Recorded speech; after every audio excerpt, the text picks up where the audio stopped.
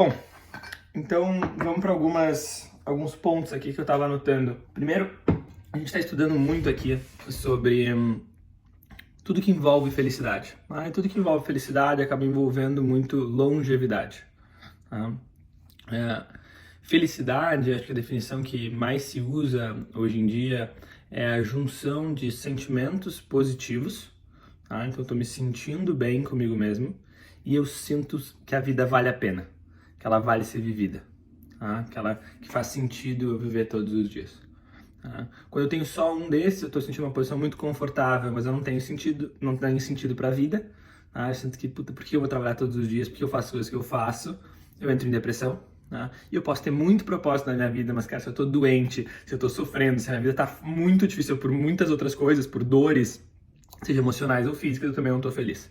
Então, felicidade, hoje em dia, geralmente é definida pela junção desses dois pontos. Eu acho que é uma definição boa para a gente entender. Hoje em dia tem se focado menos em propósito e sentido da vida. Tá? A gente falou um pouco disso na aula passada. Então tem falado menos de meaning e tem se falado muito mais de mattering.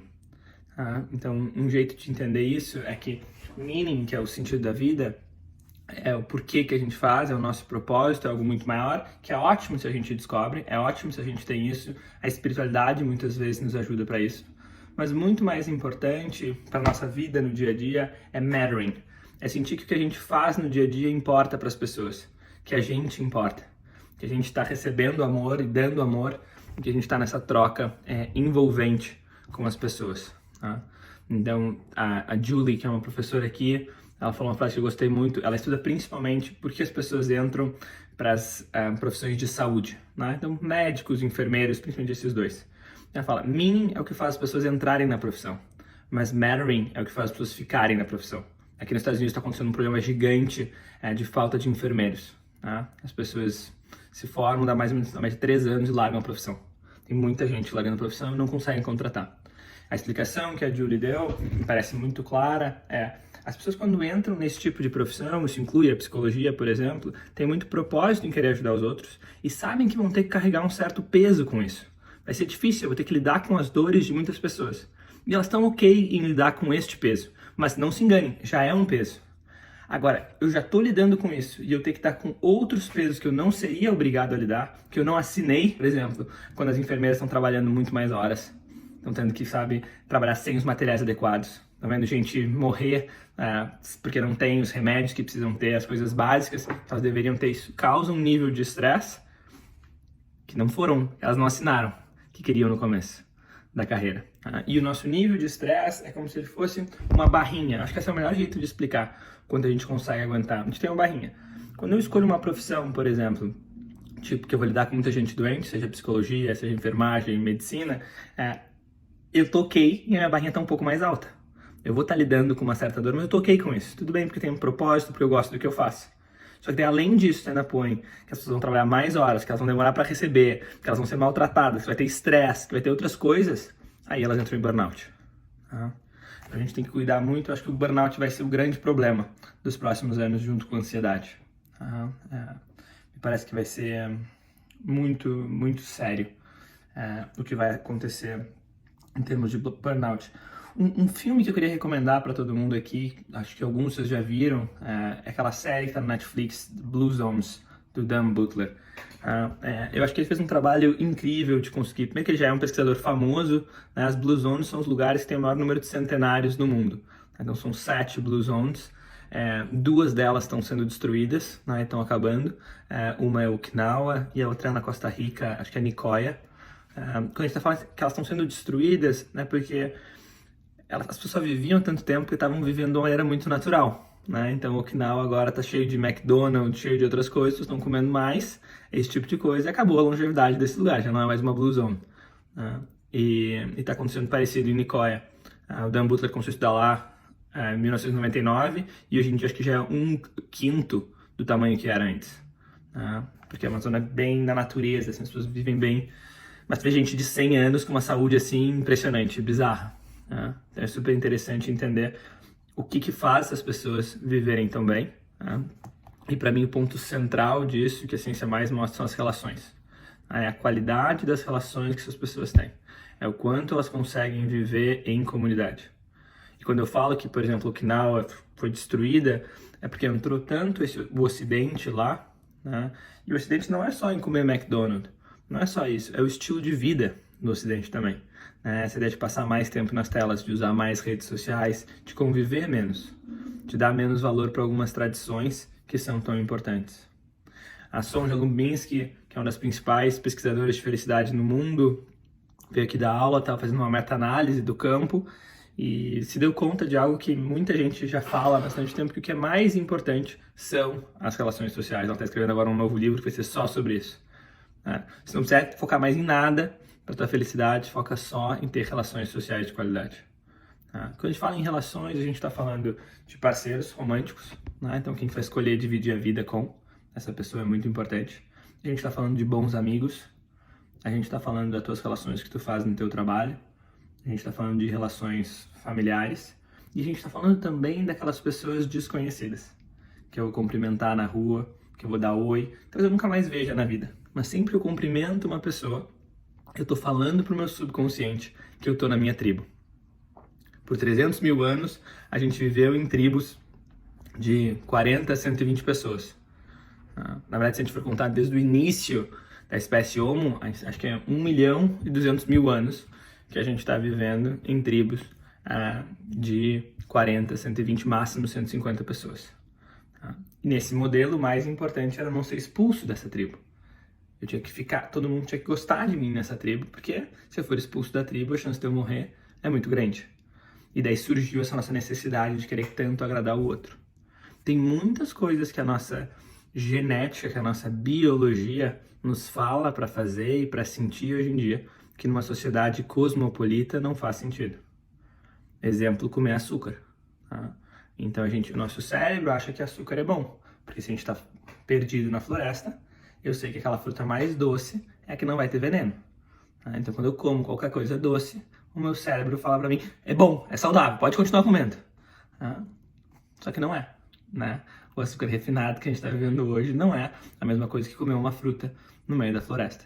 Então nos dá um nível que o Andrew Huberman, que é o principal neurocientista do mundo, ele é de Stanford, ele fala sobre dopamina artificial.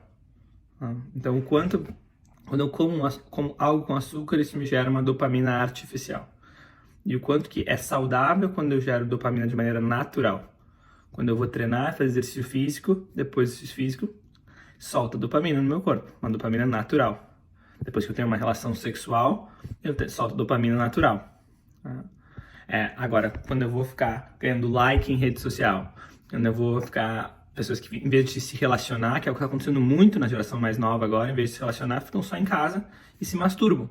Achando que isso... Porque é esse vício em dopamina. Porque é difícil tu ter uma relação. Você só tem que ir, tem que conhecer a pessoa, tem que se vulnerabilizar, talvez a pessoa não goste de ti. Só que essas são as formas de dopamina natural que, de fato, vão aumentar a felicidade das pessoas. Isso me levou a querer escrever minha tese aqui. Então eu vim pra cá com essa vontade de escrever a tese, sendo um overview de todo o campo da psicologia positiva. Porque eu acho que não tem bons livros. Quando a pessoa me pergunta, Diego, cara, quero entender sobre a psicologia positiva, o que tu me indica para ler? Então, eu geralmente indico O Jeito Harvard de Ser Feliz. Então, esse geralmente é o livro 1 que eu indico. O livro 2, eu diria que é a coleção de Harvard também, de inteligência emocional. Tem vários livros pequenos, daí tem um de felicidade. E o terceiro, provavelmente, seria a Feliciência, da Carla Furtado, que era uma cientista incrível brasileira, era a única pessoa que, de fato, do Brasil que eu parava sempre para ouvir, para estudar. E que infelizmente faleceu há pouquíssimo tempo atrás, num AVC súbito, aos 50 e poucos, 57 anos. Então foi algo bem triste. Mas ela publicou o livro dela em 2021, chamado Feliciência, que é muito bom também. Mas mesmo assim, eu acho que nenhum deles traz tanto essa visão que eu quero trazer de resumir bem o campo. Então a ideia da tese vai ser sobre os 3 pilares que eu acredito que são os 3 principais para aumentar a felicidade das pessoas. O pilar 1 é saúde, o pilar 2 é relacionamentos, e o pilar 3, em português eu chamo de realizações, em inglês eu vou chamar de growth, de crescimento. Então, dentro de saúde, a gente vai ter importância do sono. Então eu vou quebrar ali em detalhes de, cara, como que a gente pode dormir melhor? Quais são os biohacks que a gente pode ter? A partir de que horas a gente tem que desligar o celular? Quanto tempo antes de dormir que a gente deveria ficar longe? Que chás que a gente pode tomar para ir dormir melhor? Que hábitos que a gente pode ter para melhorar a qualidade do nosso sono?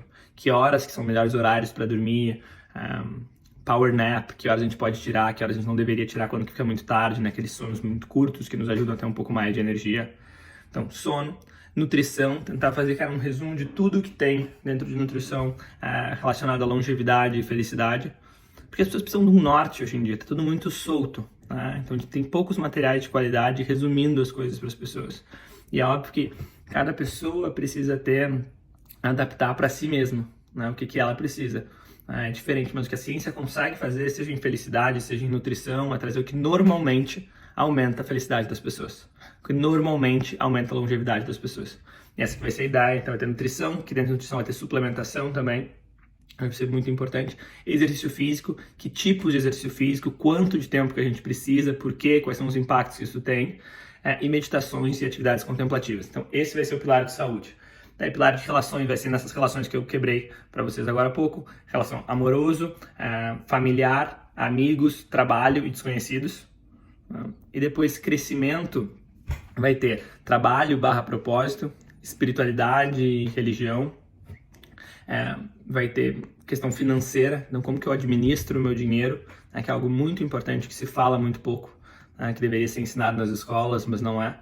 Então esse último pilar vai ser muito essa necessidade que o ser humano tem de estar sempre crescendo. Quando a gente sente que a gente está estagnado, a gente fica triste, a gente para de sonhar. A gente nota muito nas pessoas mais velhas, quando elas param de sentir que elas estão crescendo, elas meio que jogam a toalha. Para muita gente acontece isso quando elas se aposentam. Por isso que na ciência a gente fala que a pior coisa que um ser humano pode fazer é se aposentar. E não entendam muito bem o que eu quero dizer com se aposentar. Se aposentar no sentido de não fazer mais nada. Tu pode muito bem, tô com idade para me aposentar dessa carreira que eu tive, fui executivo por muito tempo, agora eu quero virar consultor, eu quero virar conselheiro de outras empresas, eu quero dar palestra, eu quero virar mentor. Tudo bem, fazer transições de carreira, trabalhar menos quando a gente fica mais velhos, mas se envolver de alguma forma, dar aula, por exemplo, uma forma que as pessoas encontram muito propósito, depois no final de carreira voltar para a faculdade para dar aula, para ensinar para os mais novos tudo aquilo que aprenderam. Me parece que é algo muito importante. Porque quando a gente para de fazer tudo, a gente começa a sentir essa falta de sentido e estagna como pessoa. Então, a ideia da tese é essa. Eu estou trabalhando depois da call aqui com vocês, eu vou sentar a mão e trabalhar bastante nela. A ideia é terminar o outline dela ainda hoje. Teoricamente, só precisa começar a escrever ela em maio. Mas se eu começar a escrever em maio, eu vou ter só 3 meses para escrever e ninguém consegue escrever uma tese em 3 meses. Então a ideia é começar bem antes para ter tempo de escrever uma tese muito boa. Eu já falei para algumas pessoas que eu me arrependo bastante de, na época da faculdade, eu deixei com que a ansiedade, talvez, de querer terminar logo o meu TCC, fizesse com que eu não dedicasse todo o tempo que eu queria ter dedicado. Eu terminei 45 dias antes do que eu precisava. E agora nessa tese eu quero mergulhar 100% dentro dela para trazer todas essas definições e trazer um resumo bom. E agora estou tentando conseguir o cara que eu quero que seja meu orientador para a tese. Nesse mestrado a gente pode pegar qualquer orientador do mundo praticamente. Então o cara que eu quero chama Dan Tomasulo. Ele é diretor do programa de mestrado em espiritualidade de Colômbia. A Colômbia é a única faculdade nível top mundo, é a única que tem mestrado em espiritualidade. E o Dan que toca esse projeto, ele é um cara que ele fez o mesmo mestrado que eu, ele fez outros 2 mestrados além do meu, tem PhD também e toca esse programa que eu acho tão incrível. Então, da minha tese, é isso. Eu posso contar na real muito mais para vocês do que eu vou trazer dentro da tese, tem tudo aqui anotado. Mas tem algum ponto que vocês ficaram mais curiosos, do que vocês querem ver dentro da tese? O foco é uma meta-análise do campo, então ele vai ser a base científica para depois eu pegar e escrever um livro sobre isso. Então vai ser a teoria de que a felicidade é baseada nesses 3 pilares: saúde, relacionamentos e crescimento. Então essa é a teoria, então ali vai estar todas as todos os dados, vai ter toda a questão científica que eu preciso, tá? Comprovando tudo isso, e daí depois eu vou ter que transformar, até porque vai ter escrito em inglês, depois o livro eu quero publicar em português, e o livro é com outro tipo de linguagem, mas é trazendo os mesmos dados. Daí quando eu escrever o livro eu não tenho que ir atrás de dado nenhum, entendeu? Tá tudo ali já na ordem certa. Provavelmente eu vou chamar de Revolução do Bem-Estar. Então tá aqui o título de hoje, é The Wellbeing Revolution. Então a ideia é que a gente tem um guia que ele é científico, ele é prático e ele é holístico, ele está olhando para todos os fatores que conectam com a felicidade de um jeito que ele é muito prático. Por exemplo, um dado interessante é as pessoas aqui nos Estados Unidos, por exemplo, conservatives, então as pessoas republicanas aqui, mais de direita, são mais felizes que os democratas. E, tecnicamente, quando tu olha isso, mas por quê? Até porque democratas fazem várias outras ações que fariam sentido eles serem mais, ou pelo menos iguais. O republicano tende a fazer mais trabalho voluntário, porque se envolve mais em igreja, tem mais espiritualidade, então isso faz um pouco mais de trabalho voluntário, mas, cara, as pessoas de esquerda pensam muito mais nos outros, muitas vezes, têm mais empatia, então era para ser igual. O que faz com que os republicanos tenham uma felicidade maior do que os democratas aqui? Porque eles têm uma base mais clara. Eles sabem o que eles têm que fazer. Eles têm uma instituição mais forte. Quando a gente entende, quando a gente começa a estudar por que tem índices de depressão tão altos em países que são tão felizes, exemplo Escandinávia, uma das principais explicações é porque as pessoas não sabem para onde ir. Eu deveria casar ou não? O que eu deveria comer? O que eu deveria... Quando tu perde religião, tu perde muitas instituições, tu já não acredita mais em muitas instituições, tu fica meio perdido. Então a ideia desse livro, desse trabalho, é ajudar a ir trazendo um norte para as pessoas. E um norte muito sólido. Esse é um approach muito interessante, porque a crítica que o Jordan Peterson faz ao Nietzsche, né? Ele é especialista em Nietzsche, e ele fala o seguinte, quando Nietzsche mata Deus, ele superestima a capacidade do ser humano, de cada um de nós, de criar a nossa própria religião. E na verdade, o que o Steven Pinker e Jordan Peterson ambos vão falar é as pessoas que não precisam das instituições, que são as pessoas mais inteligentes e que são capazes, muitas vezes, de criar a sua própria espiritualidade e criar o seu estilo de vida, ficam falando quão ruins são as instituições, sem perceber que elas não precisam, mas a grande maioria das pessoas precisam. Então, o papel dessas pessoas, vamos chamar assim, mais despertas, não é xingar as instituições, não é falar que elas são horríveis, mas melhorar as instituições. É como que a gente melhora o sistema educacional, é como que a gente melhora as religiões. E a gente tem muitos approaches para isso hoje em dia. Por exemplo, uma religião vai ser considerada boa se essa religião está aumentando a qualidade de vida daquela pessoa, independente se as crenças dela forem verdadeiras ou não. Então, se a religião está fazendo tu ser mais feliz nessa vida, tu tratar melhor os outros, tu ser mais saudável, independente se vai acontecer, se tu vai pro céu ou não, se tu acreditava que ia para sei lá onde e não foi, no fim, depois que morreu, não importa. Ela fez tu viver melhor. Agora, aquelas religiões nas quais tu vive pior nessa vida aqui, por causa de uma promessa na vida seguinte, essas são as religiões que são muito perigosas, na verdade, porque a gente nunca vai saber se vai acontecer essa vida depois. Uma religião me parece que tem que ajudar a gente a viver melhor aqui, nesse momento presente.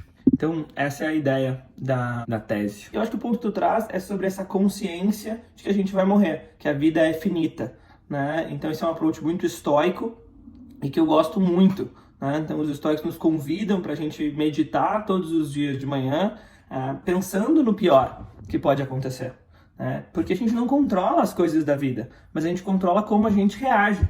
Então, os estoicos, eles eram bem agressivos, assim, bem fortes nesse sentido. Eu me considero bem estoico. A Carol, que tá aqui, é minha paciente, e fala que ela é paciente porque ela fala para todo mundo, e não tem problema em falar sobre isso. E ela sabe o quanto eu sou duro com meus pacientes. E porque isso tem um approach muito estoico nisso. A gente tem que ser duro, a gente tem que... Eu não posso estar ali com um paciente que tem medo de alguma coisa e falar, não, nunca vai acontecer, fica tranquilo, vai dar tudo certo. Não, talvez não dê tudo certo. Talvez dê errado as coisas mesmo. Mas tu é muito mais forte do que tu imagina. Tu tem capacidade de reagir bem a essas coisas, mesmo que algo dê errado. Então tem aquela frase que é clichê, mas muitas das coisas que são clichês são muito boas e muito difíceis de colocar na prática, né? Que fique bem claro. Mas espere o melhor, prepare-se para o pior e aceite o que vier. Essa frase é muito estoica. Não está falando da gente ser pessimista, em nenhum momento é sobre isso. A gente pode ser muito otimista, mas a gente tem que estar preparado para coisa que pode acontecer errado. Porque se eu não tô, se eu nunca passou isso na minha cabeça, daí acontece alguma coisa, eu surto. E assim, o Piangers tem um vídeo que é maravilhoso, que é uns 3 minutos, que se chama Não é uma Tragédia. E o vídeo vai da seguinte maneira: não é uma tragédia. Todos os dias uma pessoa é atropelada, alguém morre do coração, uma tragédia acontece. Mas isso pra mim não é uma tragédia. Tragédia é viver a vida como se essas coisas nunca fossem acontecer contigo. Exato. Porque a gente vive, ai, que horror, aconteceu. Pode acontecer todo dia. Eu gosto de uma definição de gratidão, que é: gratidão é a capacidade de se sentir feliz pelas coisas das quais, se a gente perdesse, a gente ficaria triste. Essa ideia de Piangers aqui é muito de trazer essa gratidão. Gratidão porque, cara, hoje ninguém, nem comigo, nem com nenhum familiar meu, aconteceu nenhuma tragédia. Então acho que essa definição de gratidão é bem importante. Então, assim, embora eu tô falando pra gente ser estoico, eu também tô falando pra gente ser muito otimista. A gente tem que ser otimista. Otimismo está extremamente relacionado com longevidade. Então, medir a felicidade da pessoa, né? Então, positive emotions, né? As emoções positivas no momento presente não são bons predictors. Confundo as palavras português e inglês, mas não são bons predictors do que se vai aumentar a nossa longevidade ou não. Mas o nosso otimismo, sim. É o quanto a gente olha para o resto da vida e a gente sente que as coisas vão melhorar, que as coisas vão ficar boas, e que as coisas vão dar certo. A gente ficar olhando para isso dessa maneira, mas não no lugar de esperança do verbo esperar, né? Vai dar tudo certo, eu não vou fazer porra nenhuma. Não, vai dar tudo certo, então eu vou me mexer, então eu vou fazer a minha parte, então eu vou atrás das minhas coisas. Tem um conceito de espiritualidade que eu gosto muito, que é: a gente não deveria rezar pedindo pelo resultado final, porque isso é meio barato, sabe? Como se a gente quisesse que a gente fosse o filho preferido de Deus. Então, nesse conceito de espiritualidade que eu gosto, que eu tenho, que eu uso na minha vida, é como se todo mundo fosse filho de Deus. E a gente tem esse poder criador dentro da gente. Então, e também existe, obviamente, desse Deus fora da gente. Mas a gente pode criar a nossa própria realidade. Mas as coisas que a gente pode pedir para Deus é sabedoria, é força, é energia, é clareza. Esses dias eu postei uma quote que eu adoro, que é: God, give me the serenity to accept the things I cannot change, the strength to change the things I can, and the wisdom to know the difference. Então me dê a serenidade para aceitar as coisas que eu não posso mudar, a força para mudar as que eu posso, e a sabedoria para saber a diferença. Então esse tipo de reza eu acho que faz muito sentido a gente ter, a gente fazer de noite, a gente fazer de manhã, para nos levar para esse lugar. Já que a gente está falando de otimismo e do quanto isso aumenta a nossa longevidade, uma das coisas que mais, eu acho que a coisa que mais aumenta a longevidade, embora tenha que ter mais estudos sobre isso, é o que se chama de Retrospective Explanatory Style, o nosso estilo de explicação em retrospectiva. Então, é como que a gente explica o nosso passado. Em que a gente está focando quando a gente conta o nosso passado. E, cara, isso faz uma diferença gigante. E aqui a gente não vai ser positivo, não vai aumentar a tua felicidade, a tua longevidade se tu mentir pra ti mesmo, ou se tu reprimir partes da tua história. Eu acho que o melhor exemplo de pessoa que faz isso muito bem, que eu conheço, eu conheço muito bem a minha avó. Então eu vou contar duas histórias da minha avó. Pra quem não sabe, alguns de vocês sabem, mas a minha avó é uma pessoa... minha avó, mãe do meu pai, minha avó Vilma, é um ser humano incrível. Ela tá com 90 anos, super ativa, dá palestra ainda. No passado ela tava com 89 anos, convidaram ela para ser vice-presidente da associação comercial. Ela recusou, eu fiquei bravo com ela, achei que ela tinha que ter aceitado, ela achou que não ficava bem aceitar com 89 anos. Ela foi CEO da Junior Achievement até os 82, é uma pessoa incrível, tá? Que tá com uma saúde absurda. Em termos de saúde, por exemplo, eu tô tendo aula com o Morten Seligman, que tá com 81, minha avó tá melhor que ele, de saúde. O Morten tá super bem, tá dando aula ainda, tá pegando estudantes novos, tá bem, mas a avó tá melhor. Então, algumas coisas que eu noto que a avó não teve uma vida fácil. Então isso torna ainda mais interessante. A avó perdeu a mãe dela quando ela tinha 4 anos, e com 7 anos ela foi para um internato. E várias vezes eu já peguei a avó falando como ela foi sortuda, porque ela teve uma educação maravilhosa. Sabe que em nenhum momento ela tá falando que ela foi sortuda em perder a mãe, ou sortuda que ela ficou longe do pai, mas ela tá escolhendo focar naquilo que de fato foi positivo para a vida dela. Ela de fato teve acesso a uma educação muito boa. Quanto que ela gosta de falar que ela teve, que as freiras do internato dela eram freiras de verdade, eram freiras boas, que ensinavam as coisas que Jesus ensinou. Então, sentia que era um catolicismo verdadeiro, puro. A avó também perdeu o marido quando ela tinha 48 anos, num acidente de avião. E ela ficou viúva com 7 filhos.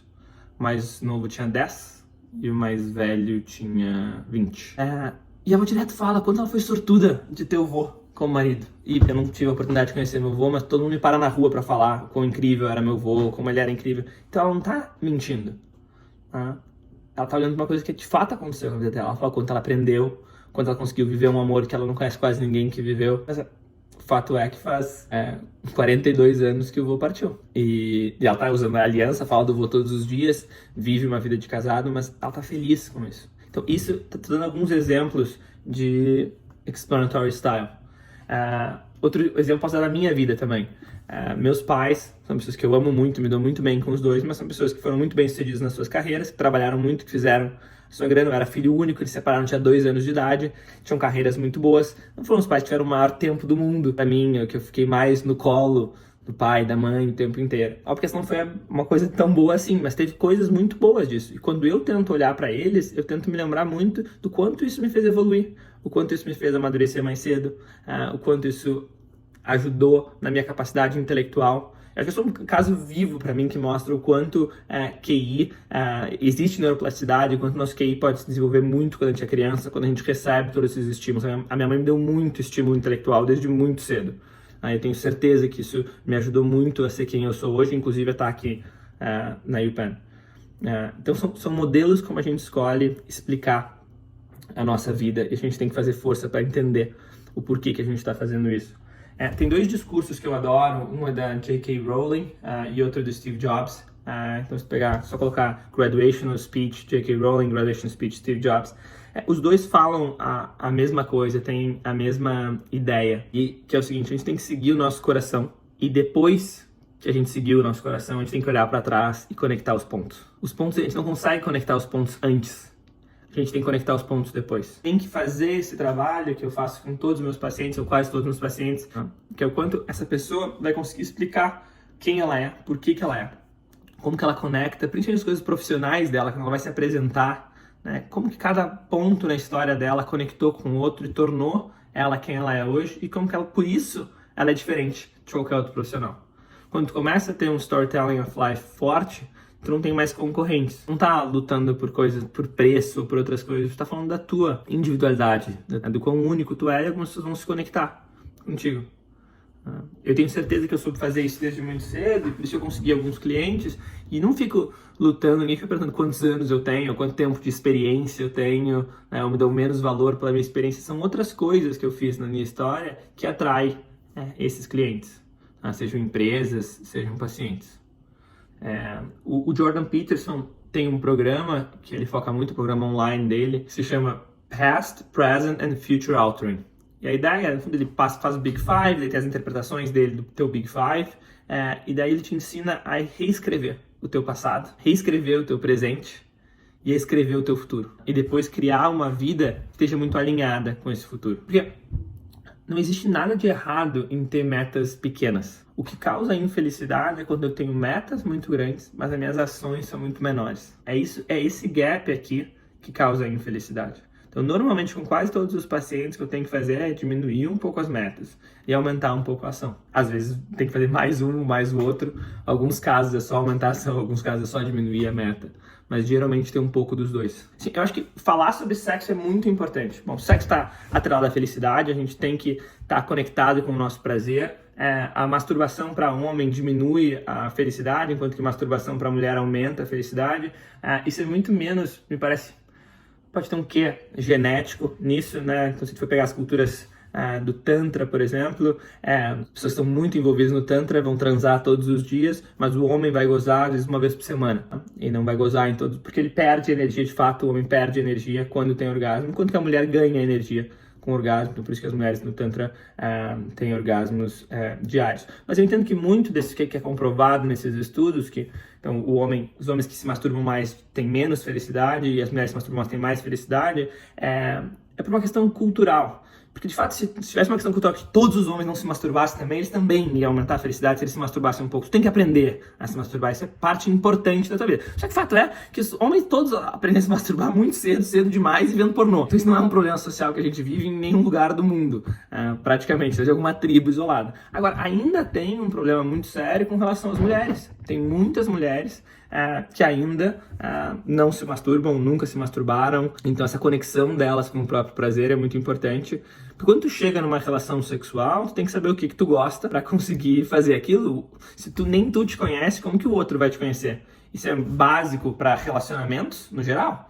Como é que eu posso esperar que meu parceiro vai ser uma pessoa legal comigo, vai abraçar, se eu não sei o que eu gosto, o que eu espero desse meu parceiro? Então a gente tem que ter esse processo de autoconhecimento. Isso envolve o sexo também, mas isso envolve eu saber o que eu quero do meu trabalho, o que eu quero do meu parceiro, o que eu quero de um amigo. Eu saber falar, por exemplo, quando eu tô precisando que o amigo me escute, eu saber falar, puta, eu tô precisando desabafar. E também é bem inteligente qual amigo que a gente vai escolher para desabafar. Eu tenho bem claro na minha vida quais são os amigos que eu tenho para desabafar, quais são os amigos que eu tenho para rir, quais são os amigos quando eu preciso de alguma solução. Por exemplo, meu pai é a pessoa na minha vida que eu preciso solucionar rápido um problema, é meu pai. Agora, cara, se eu preciso desabafar, ou entrar em papo muito profundo, não é meu pai. Agora, resolver aquela coisa, bater o carro, pai, o que eu faço isso aqui? Cara, o pai resolve na hora. Entendeu? Então, assim, é de saber usar. Tem uns outros amigos que são uns bobos, assim, só falam merda, mas é muito bom porque ri muito, entendeu? Então, quando eu tô só estressado, eu só preciso rir, só não quero pensar, não tem nenhum problema de fato na minha vida. Eu vou usar essas pessoas. Quando a gente tá num relacionamento amoroso, a gente não tem essas várias pessoas. E essa é uma das grandes dificuldades de um relacionamento amoroso. Porque tu tem que ter uma outra rede de apoio pra te suprir quando tu precisa, e essa pessoa vai ter que ocupar vários chapéus. É algo que o Søren Kierkegaard, que é considerado por alguns o pai do existencialismo, embora esse nome veio depois, o Kierkegaard, que viveu bem o começo dessa história de amor romântico, né, que existe há 200, 250 anos, ele ria dessa ideia. Ele fala assim, cara, sexo é muito importante, ter um parceiro de vida é muito importante, mas, cara, pra ele era absurdo essa ideia de que tu conseguiria juntar os dois numa pessoa só.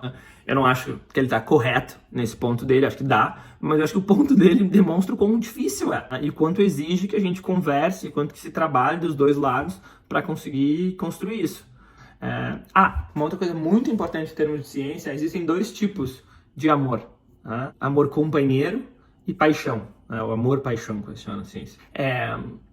A ideia desse amor romântico que vive hoje em dia é que eu vou encontrar uma grande paixão, que vai, sabe, corroer por dentro, que eu vou só pensar nessa pessoa, lá, só penso nisso, tá? E aos poucos eu vou transformando isso numa amizade maior, mas mantendo esse nível alto de paixão.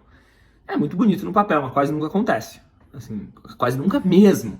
Tá? Então a ciência é muito clara. Quando a gente for escolher um parceiro de vida, cara, vai para amor companheiro. Tá? Tem que ser uma pessoa que tu vai ser muito amigo. Tem que ter um mínimo de tesão na outra pessoa. É o mínimo, assim, você tem que conseguir fazer sexo. Assim, isso é importante. Nem isso no começo não conseguirem, a gente tá com um problema. Mas assim, se tem um pouco de fogo ali e os dois querem construir algo e ir na mesma direção, tem os mesmos princípios, isso é de longe o mais importante. Tá? É para onde os dois querem ir. E quão importante é isso.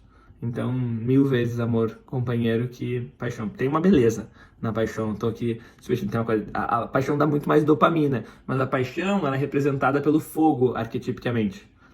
E o fogo nos esquenta, o fogo é incrível, o fogo ele nos deslumbra. Até hoje muitas culturas, e qualquer um pode fazer meditação olhando para uma vela, olhando para o fogo. Qualquer um que já sentou ao redor de uma fogueira percebe que nossos olhos brilham quando vem o fogo. Por quê? Quando a gente descobriu o fogo como espécie, é uma revolução completa. Então, assim, o fogo, ele brilha os nossos olhos. É a mesma coisa da paixão. Ela brilha os nossos olhos, a gente só consegue pensar nisso. A paixão ela é tão forte que ela faz com que o nosso límbico, que é a nossa parte do nosso cérebro, que começou a existir a partir dos mamíferos, o nosso límbico é tão ativado que o nosso cérebro pré-frontal, que é o que nos diferencia dos outros mamíferos, ele para de funcionar. Da maneira adequada. Então, de fato, quando eu estou apaixonado, o meu QI, minha capacidade intelectual, ela diminui. Por isso que as pessoas fazem loucuras apaixonados. Então, de fato, o teu cérebro não funciona bem quando a gente está apaixonado. É muito diferente de quando a gente está sentindo muito amor. O amor companheiro, ele tem, óbvio, um carinho e tal, mas ele tem muita racionalidade também, porque percebe duas pessoas vivendo os mesmos princípios. Agora eu queria entrar numa questão bem mais técnica aqui, que eu acho que vai ser interessante também, do que vai acontecer no mercado de trabalho com tudo isso que a gente está falando. Na aula passada, pra quem não viu a aula passada, tá no YouTube cortada, mais curta, com legenda, ficou bem legal. Ficou os melhores momentos dessa aula, que também provavelmente vai sair isso. A gente falou sobre inteligência artificial e o quanto que no futuro cada um vai ter a sua inteligência artificial e o quanto que o teu currículo não vai ser só o teu currículo, mas o teu currículo mais a tua inteligência artificial. Uma coisa que a gente já sabe, as 3 coisas que melhor prevêem sucesso no teu trabalho, o nível de grit, nível de garra. Garra, então, é definido pela ciência como paixão e perseverança por metas de longo prazo. Então, teu nível de garra, teu nível de emoções positivas, então ter alto nível de emoções positivas, ter um baixo nível de emoções negativas e ter um alto nível de otimismo. Então, a gente já sabe isso. Qual que é a grande dificuldade? Cara, isso é muito bom para as pessoas fazerem um teste disso. Eu posso mandar para um paciente, o paciente faz um teste, é super bom. A gente tem que trabalhar, puta, olha só, você tem mais sucesso no trabalho, vamos trabalhar para a gente aumentar as emoções positivas, baixar isso super funciona. Tá? Agora, quando eu sou uma empresa, eu quero contratar alguém que tem isso, eu não posso mandar esse formulário para as pessoas, porque as pessoas mentem, né? Numa entrevista. Então, o que vai acontecer no futuro? Tá? A inteligência artificial já está muito boa de entender o tom de voz que a gente está usando e as palavras que a gente está usando, principalmente palavras, tá? Menos que tom de voz. Tom de voz é muito menos importante do que a gente achava que era, a expressão facial é muito menos importante do que a gente achava que era, e o que é mais importante é as palavras. A gente já falou, os estudos do Johannes Esta, que é o maior, que fez o mesmo mestrado que eu em 2010 e é hoje o principal psicólogo em inteligência artificial do mundo, trabalha para todas as empresas grandes, ele fez um trabalho que consegue prever melhor o risco de alguém de ter ataque cardíaco pelo uso do Twitter do que por qualquer outra medida. Qualquer outra medida. Quanto cigarro fuma, os hábitos que tem, o que come. O uso das palavras dessa pessoa no Twitter prevê melhor quanto tempo ela vai viver, risco de tudo. Porque as palavras contam muito. Isso é muito interessante para a psicologia, porque essa é a base de todas as linhas psicológicas, né? Seja a psicanálise ou a cognitiva comportamental se baseiam muito nas palavras que a gente escolhe. Mas o que vai acontecer é, numa entrevista, vai ter esse robô analisando essa pessoa e quantificando e ajudando a perceber pela forma dela de falar o quão otimista ela é, quanto de garra ela tem, quanto de emoções positivas e quanto de emoções negativas. Puta, então não vai mais dar pra mentir, o que é ótimo, que não vai dar mais pra mentir. Então, quer dizer que no futuro vai ser cada vez mais importante eu estar trabalhando a minha felicidade. Não só para mim mesmo, mas também para eu conseguir os melhores trabalhos. E a verdade é que o futuro, embora ele tenha cada vez mais conhecimento, a gente nunca teve tanto conhecimento, e também conhecimento sobre como ser feliz, nunca se teve tanto conhecimento sobre esse tema, vai ser muito mais desafiador ser feliz no futuro do que era há 50, 100 anos atrás. Por todos os estímulos que a gente vai ter, né? Então, uma relação clara, né, de o quanto redes sociais destroem o nosso nível de felicidade. Né? Então, está bem claro. Então, usar redes sociais o mínimo possível. As crianças não deveriam ter acesso a redes sociais antes dos 14 anos. Né? Até os 18, elas deveriam ter um tempo muito limitado em rede social. Né? Então, isso me parece bem claro. Mas isso vai acontecer, né? Que as inteligências artificiais vão fazer. Então, achei que isso era um ponto interessante. Um outro, eu fui esses dias na aula do... Isso eu postei esses dias no Instagram, mas eu quero falar de novo porque eu tô muito impressionado com isso. Como tô falando, no futuro vai ser mais difícil eu ser feliz do que eu era no passado. Por quê? Porque cada vez mais a nossa biologia, o que a nossa biologia manda a gente fazer, não vai estar de acordo com o que a gente deveria fazer de fato. O que a biologia do cachorro manda ele fazer, está diretamente relacionado com o que ele deveria fazer para ser feliz, entendeu? Ele tem que comer, ele tem que descansar, ele tem que fazer essas coisas, não tem muito, entendeu? Ele só vai estar cagado se o dono for um filho da puta e der comida demais pra ele, entendeu? Mas assim, não tá sob controle dele, entendeu? Ele faz aquela coisa ali, a biologia dele manda fazer o que é certo. Os animais na floresta são assim. A gente cada vez mais vai ter, porque nosso cérebro vai falar, não, entra ali, vê se alguém não mandou um WhatsApp, vê se não tem um negocinho no Instagram. Não vamos ficar entediado aqui na fila, né? Vamos ver uma coisinha. Vai ficar essa voz falando pra te fazer coisas, buscando esse prazer momentâneo. Pra mim essa é uma teoria muito forte. O problema da nossa sociedade é que ela confunde prazer com felicidade. Esse é o problema central da sociedade. Porque no fundo a gente quer ser feliz, mas a gente fica atrás de prazer o tempo inteiro. Tem estudos que mostram que se eu pego um grupo de pessoas e mando o cara maximiza prazer, o cara toca prazer no talo, tá um mês depois as pessoas são menos felizes do que elas eram antes. Porque eu tô falando pro meu subconsciente que a felicidade tá fora. E eu vou engajar em coisas que não aumentam a minha felicidade, que aumentam a minha ansiedade. Por exemplo, uso de rede social. Por exemplo, pornografia. Por exemplo, comer muito açúcar. Então, muitas das coisas que realmente vão aumentar a nossa felicidade, elas demandam disciplina, demandam energia. Então, eu realmente acredito que as pessoas que quiserem ter vidas bem-sucedidas profissionalmente, e que eu acho que quando a gente fala bem-sucedido aqui tem menos a ver com relação de dinheiro, mas tem muito a ver com relevância, relevância tem a ver com mattering, no sentido que tu tá impactando as pessoas. Eu acho que tem um quê? Que é só tu ser uma boa pessoa e tu vai estar impactando os outros.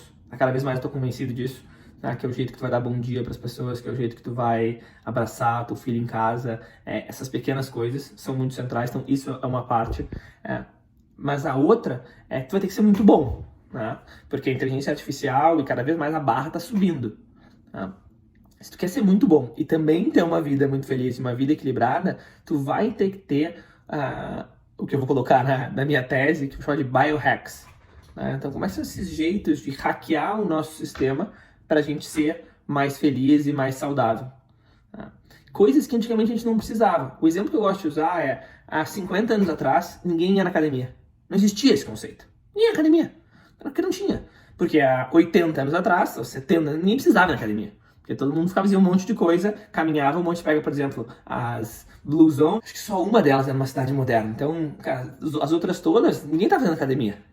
Tá todo mundo fazendo coisa no ar livre, plantando, fazendo outras coisas, caminhando, fazendo um monte de coisa que façam que elas façam todo esse exercício, tá? A gente já entendeu, entendemos. A gente precisa se exercitar. Agora, meio, quem não se exercita é porque não sabe que deveria, tá? Ninguém, não sabia que era pra exercitar. Isso não acontece mais, né? A mesma coisa vai ser com outros pontos que está começando a acontecer. Por exemplo, meditação. Todo mundo vai precisar meditar, cara. Porque no mundo que tem tanto estímulo, tu precisa desse tempo para descansar. O Jonathan Haidt, que é um cara incrível, tomara que ele venha me dar uma aula. Ele foi aluno do Morten de PhD, ele dá aula na NYU. Ele é um cara incrível.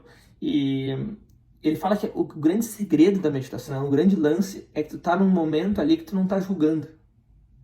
E daí ele escreve o quanto a gente tem pouco esses momentos. Porque ninguém tá julgando se eu tô indo bem na meditação, mal na meditação. Não tem meditação boa, meditação ruim. Não tem pensamento bom ou pensamento ruim. Então é muito menos sobre a quantidade de pensamentos que vai aparecer na tua mente, mas sobre o tempo que tu consegue segurar sem julgar. Não importa. Se vê um monte de pensamento, se vê pouco pensamento, tudo bem. Mas tô aqui parado, sentado. Então isso dá um certo refresh. Dá uma certa, sabe, um ar fresco assim pra nossa mente, um espaço que a gente precisa ter, porque a meditação é justamente isso, né? Essa minha capacidade de sentar e observar os pensamentos passando. Coisa que no Ocidente a gente é tão apegado aos pensamentos. A gente acha que porque a gente pensou é verdade. O que a ciência já comprovou é que a gente é muito... O ser humano saudável é muito bom em argumentar contra uma crítica que vem do externo e muito ruim em argumentar com qualquer crítica que vem do interno. Então, se alguém fala pra mim, Diego, tu é um merda como psicólogo. Eu falo, cara, o que tu sabe? Não sabe nada, nunca foi atendido por mim, não sabe nada da minha vida. Agora, se eu passo a mesma coisa na minha cabeça, meu Deus, caos, né? Como assim? Que horror. Então, quer dizer que eu acredito isso mesmo de mim? Sendo que foi só um pensamento que passou ali. Então, a gente tem que aprender a criar essa distância. Fato é que eu acho que a gente vai ter que criar muitos pequenos hábitos e que a nossa vida vai ter que ser muito mais disciplinada daqui pra frente pra gente ser feliz. Por exemplo, acho que vai ter que ter momentos específicos que a gente vai poder mexer no celular. Acho que o exemplo que eu queria dar, eu tive aula esses dias com a Angela Duckworth e o Adam Grant. Assim, um negócio meio absurdo pra mim ter aula com essas pessoas que há tantos anos eu estudo por vídeo, leio livros, são dois dos psicólogos mais famosos do mundo hoje. E o Adam Grant tava contando como é que é a vida dele. Porque esses caras impressionam, né? Eles estão com, sei lá, 48, deve estar os dois mais ou menos na mesma idade. O cara tem família, tem filho, publicam livros, são professores no cargo mais alto das melhores faculdades do mundo, dão consultoria, dão palestra, tem podcast. Cara, quantas horas tem o dia desses caras? Né? Como é que acha um tempo? A Angela tem 2 laboratórios dela, o Adam tem um laboratório. Cara, como que consegue? E daí a Angela fez o Adam falar, a Angela perguntou pro Adam, Adam, conta pra gente como é que é a tua rotina. Como é que tu divide teus dias? Que foi a melhor pergunta, foi a melhor parte da aula pra mim. E o Adam contou o seguinte, ele acorda todos os dias entre 6h30 e 7 da manhã. Ele fica com os filhos até os filhos irem pro colégio. Os filhos vão pro colégio mais ou menos 8 da manhã. Não é o Adam que leva pro colégio. Daí ele divide os dias dele em 3 dias diferentes. Dia de research, dia de pesquisa, dia de escrever e dia de dar aula. Os dias são iguais, só muda que quando ele dá aula é de tarde e quando é research, writing, ele usa amanhã para isso. Então ele pega um turno para fazer uma dessas coisas. Então quando é research, writing, ele pega o turno da manhã. Então 8 horas da manhã ele senta a bunda na frente do computador e ele faz as coisas mais difíceis que tem que fazer. Daquilo que ele tem planejado para fazer aquele dia. E ele vai até o foco que ele tiver, que dura mais ou menos de 3 a 4 horas, direto fazendo aquilo. Então, digamos, depois de 3 horas e meia, a gente está falando 11h30 da manhã, ele vai pegar 1 hora que ele vai gastar para a rede social, que é ele que posta as coisas dele, e para a primeira vez, então pega lá 11h30 da manhã, a primeira vez que ele abre o celular. Até então ele não abriu o celular ainda, nem para ver e-mail, WhatsApp, mensagem, nada. Ele abre o celular ali, depois de ter postado na rede social, ou antes, depende do dia, e daí ele começa a responder alguns e-mails e mensagens que ele acha que são os mais importantes aqui daquele momento. Daí ele vai treinar, ele não almoça, ele só faz 2 refeições por dia. Ele só toma café da manhã e janta, ele falou que se sente melhor assim. Ele treina rápido, treino de 45 minutos, então ele consegue em 1h30, ele sai da cadeira dele, vai treinar, toma banho e volta, em 1h30 ele tá de volta ali. Ele volta, então a gente falou, até as 11h30, daí 11h30 mais 1 hora para aquilo, meio-dia e meio, mais 1h30, 2 da tarde ele tá de volta.